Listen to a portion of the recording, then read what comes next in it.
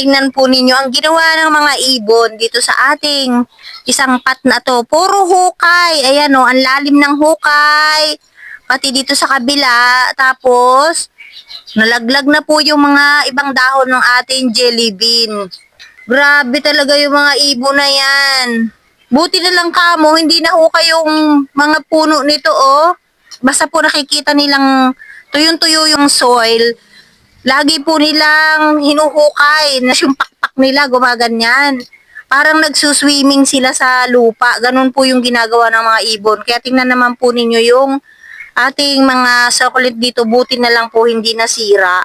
Didiligan ko po ito para hindi nila paglaruan na naman. Ay tutuyo na tong bulaklak ng jelly bean, pwede ko na po itong alisin dahil natuyo na siya. Yung bulaklak ni jelly bean, ganun po. Pag nag-aalis ako, tinutuyo ko muna bago ko siya alisin. O di, natanggal na natin yung bulaklak ni jelly bean. Tingnan naman po ninyo yan. Ay, natuyo na yung ibabaw ng yung dulo ng ating succulent. Kulang na talaga siya sa dilig kasi natuyo na po siya, o. Tapos, nalaruan pa ng ibon. Ay, ang lambot na. Hindi ko na diligan. Uyo, kaya pala naman, kawawa naman itong ating jelly bean, mga kahalaman. So, didiligan ko po, gagamitin ko na lang itong tabo, ayan, para hindi na po laruan ng mga ibon, para maplat na po yung lupa, ayan.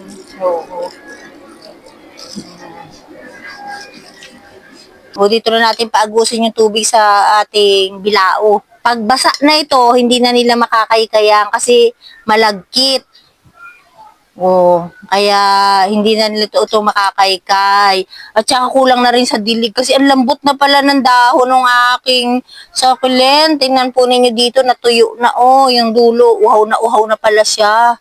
Sobra pa namang init ngayon, tapos hindi ko siya nadidiligan.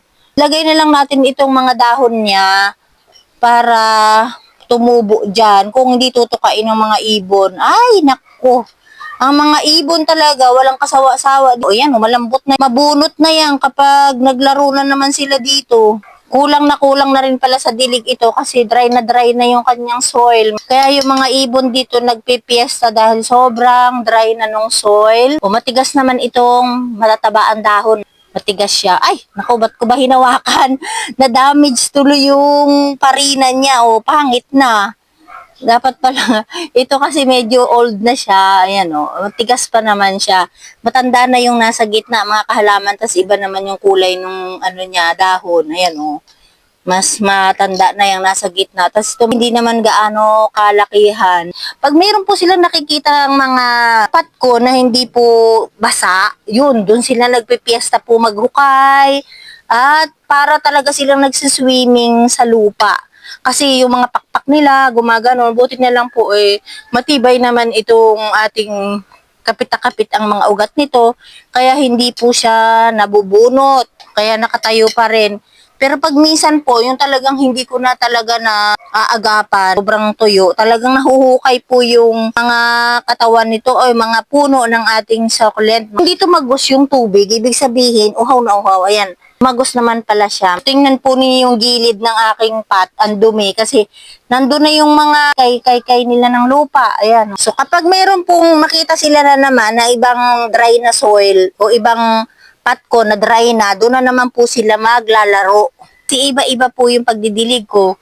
Hindi sila sabay-sabay dahil hindi rin po naman sabay-sabay ang pagtatanim ko sa kanila. Kaya hindi rin po sabay-sabay yung kanyang pagdidilig. May araw na ito lang yung didiligan ko, tapos yung iba hindi po. Ito po mga kahalaman ng aking share sa isang pot natin na pinag-swimmingan ng mga ibon. Ito kasi dry na po yung soil nito. Kung nag-enjoy ang mga ibon dito sa ating isang pot na to.